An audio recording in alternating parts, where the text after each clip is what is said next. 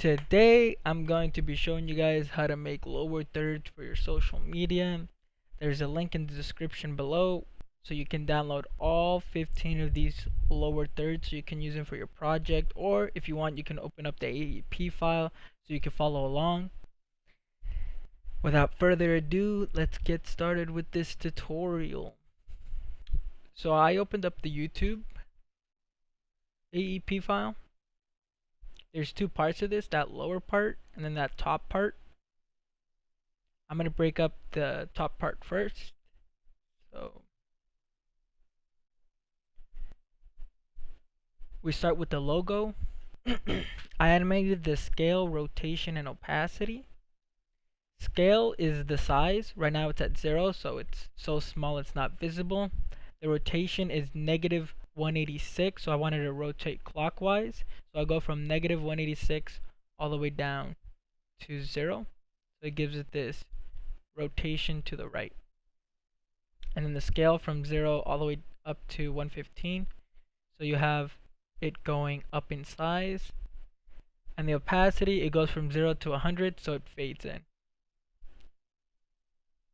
And for the ending, it's the same thing except the opposite. Instead of going up the size and rotating clockwise, I wanted to go everything opposite. So it's decreasing in size, it's rotating to the left, and then it fades out. It goes from 100 opacity all the way down to 0 opacity. For the keyframes, I did make them easy ease. You can do that by right clicking on a keyframe once you select it.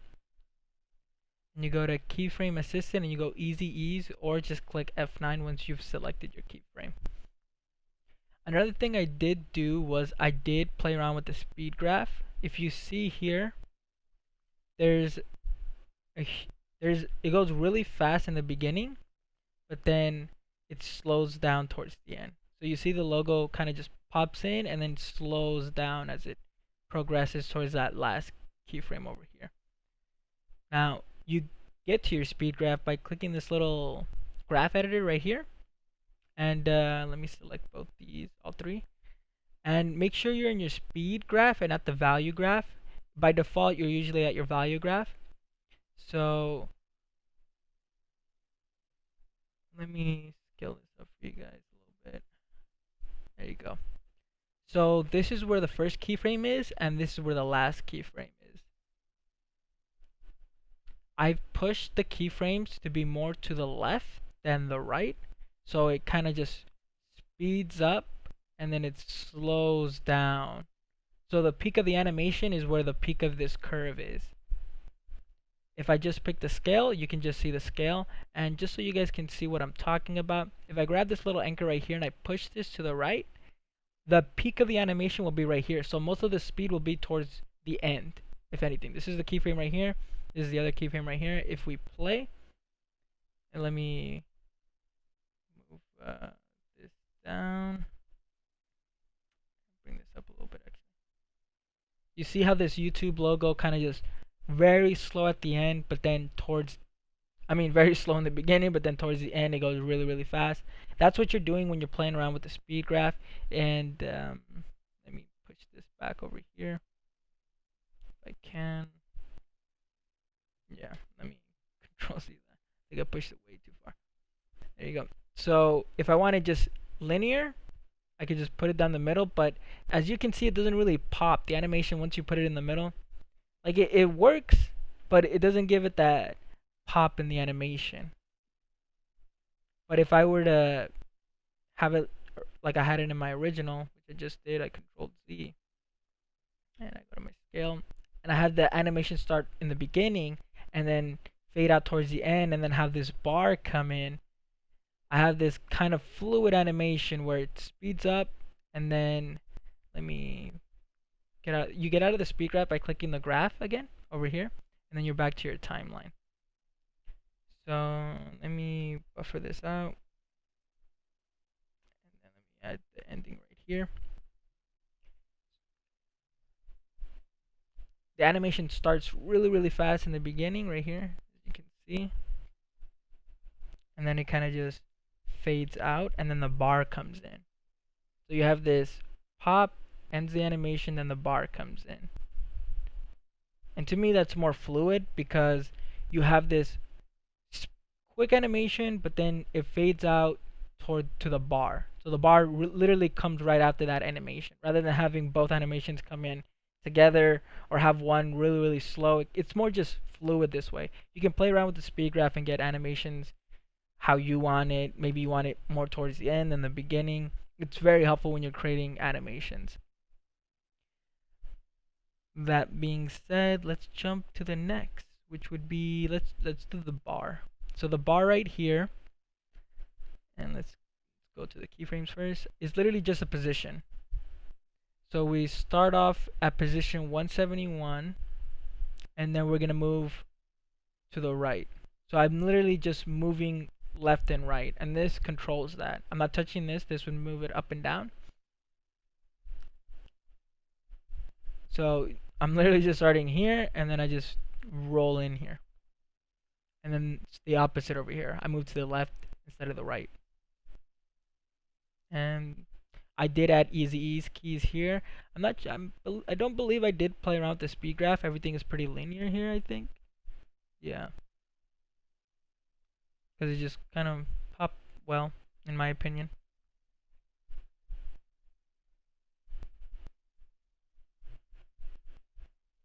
Another thing I did is I did create an alpha inverted mask. What this is whatever's on the top here will become a mask. And an alpha inverted mask, you're practically saying if you're on that mask, which is a shape. So if this shape becomes a mask. So if I click right here, this shape right here that you're seeing, I move it more over here, it becomes a mask. Whatever's inside this mask, you cannot see. Well, whenever this bar specifically that you've alpha inverted to this shape here, whatever is inside, whenever this bar is inside this mask, you cannot see it. I've placed the mask over here at the end because you see right here, the bar pops in from the left side. It's coming from over here from nowhere into here. And it wouldn't look good if you saw a random bar go through your YouTube logo. And then at the end, kind of just while the YouTube logo is disappearing, you have this bar still at the corner waiting for nothing, waiting for a bus or something. So what you do is you make this invisible. You add in a oh my bad. You make the shape above invisible. You make this visible, and you make an alpha inverted mask. So the mask will only be applied to whatever's on top. So this will become the mask, and this bar will be what it's applied to. But it's only to whatever shape's on top. So make sure whatever you want to be masked out is at the bottom, and the shape that is going to become the mask is at the top. And then you have an alpha, which I'll explain later in the text because I did use an alpha for the text instead of an alpha inverted. But for the most part, that's all you have for the specific for the logo and the bar. I have this mask here to make the bar invisible. And if you want, let me move the position. You can see the mask already cutting over here if I move it to the right over here. But let me Control Z that. There you go. So now with this mask, this alpha inverted mask applied, you won't see the bar randomly lingering here, waiting for a bus or something. So now we're gonna do the text. Let's go into the top text. And I did, again here I did apply a mask, but it was an alpha mask instead of an alpha inverted mask. An alpha mask is the opposite. So I did change the color here. There we go, white. So as long as this is on here, so as long as the mask is on it, you can see it. If the mask is not on it, you cannot see it. So it's like if you anything around cannot be seen, like in terms of whatever's down here. So your text is what's being masked out or masked in this case, I guess you would say. So the text will be seen once the mask is on it, but when it's not on it, your text cannot be seen. Only when this mask is hovering above. So I will make this disappear.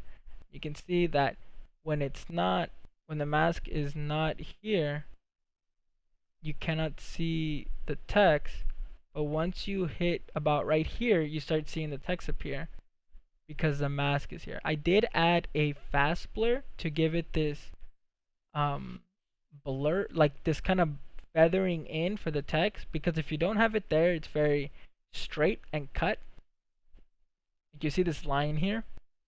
If I go to my text, my title here, I see the animation. Let me zoom in here. You see it's like very straight, and I don't like that. But if I add the fast blur back right here, it's feathered in, and it gives it this more, in my opinion, a better animation, because it's just, if it's very straight, it just doesn't look natural. It doesn't look as cool or neat or whatever you want to call it. So an alpha mask, as long as the mask is on it, you'll see it. An alpha inverted mask, when the mask is not on it, you won't see it. So they practically do the same thing. I found it better to do it this way for myself. So that's the text, and the animation for the text was just, I believe, oh, I think I positioned the text in, but that really doesn't change much. You can't really see it when you see the animation. The best animation here, or the most important animation, would be the mask animation, because that's what makes your text visible. So you don't see it here. The shape moves into position, then it kind of shows the text. Then over here, it's the reverse. It makes the text disappear. It goes away. So the only thing I changed here was the position. I moved it to the left, to the right, and then from the right to the left.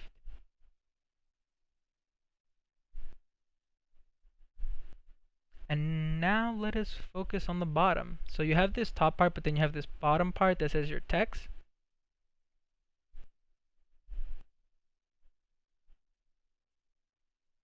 So for this, let's start with, I guess, the white solid. So I had a white solid here. I created a white solid, and then I masked it out using my grid. If you don't know where your grid is, it's down here. Next to your percentage, you left click right here. Then it says grid. If you click on it, you can get these proportions and make everything even, so your mask don't look all uneven or jagged, or just weirdly proportioned. I try to make it as symmetrical as possible, because people actually like symmetry. So once I masked it out, the last part I had to do was the animation part, and then again I added a alpha inverted mask. Let me show you the keyframes. Here was just the position. You're going from up to the bottom, and I believe I did play with the speed graph on this one. I believe I did, to give it a little more pop when it came down. For the text, I didn't. And again, you want to add easy ease when you're doing when you're playing around with the speed graph, because if you add regular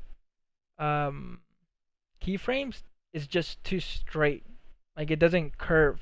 When you add easy E keyframes, it curves, and you can play around with it better in the speed graph. So this is practically telling it to come from the reason you can't see it here is because it's being masked out by this right here. If you guys were a little bit lost saying, where is it coming from? Well, it's coming from here. In alpha, it's alpha inverted, so it's up here. Let me show you the keyframes. It's up here, so you can't see it because it's being masked out. But then I tell it, hey, come down from here all the way, once it hits down here, come all the way down to 534. So I'm telling it, come from 491 to, and my friend invited me to an Xbox chat. Giggly boy, I am not going to play with you right now. Alright. Oh god. I'm gonna leave that in.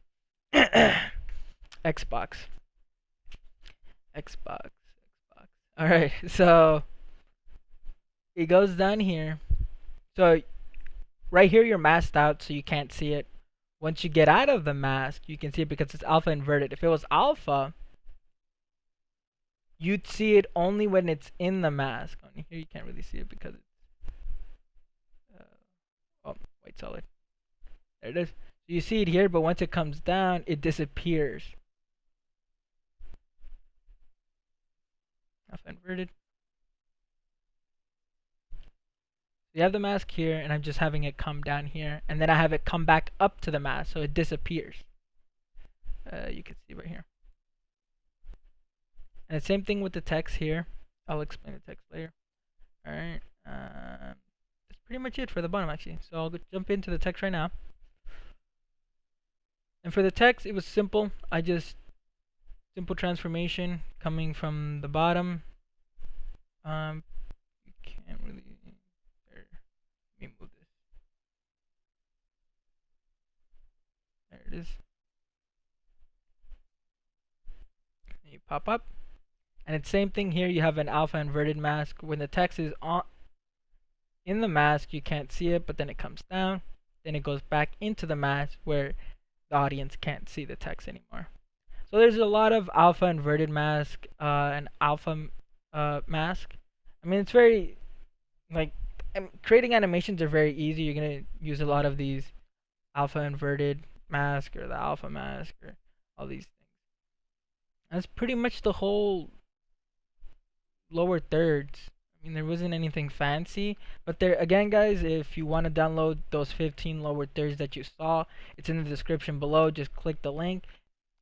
And that concludes the tutorial. If you guys have any questions, please comment below, and have a wonderful day.